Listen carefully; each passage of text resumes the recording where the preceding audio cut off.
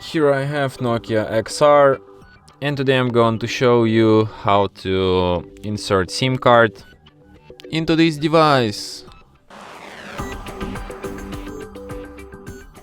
So to do this, you will need this kind of tool, which will help you to eject the SIM card slot, which is located right here. So what you do, you take this tool, you put it inside this small hole on the slot, you slightly press it and the slot kinda pops out.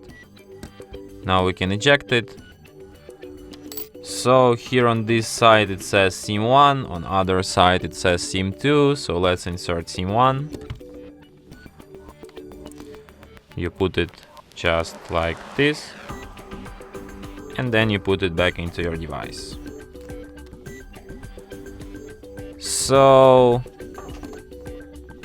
as you can see, it immediately requires PIN code to my SIM card, which is the proof that SIM card is detected. And that's it. Thanks for watching. If you find this tutorial useful, don't forget to hit that like button and subscribe to our channel.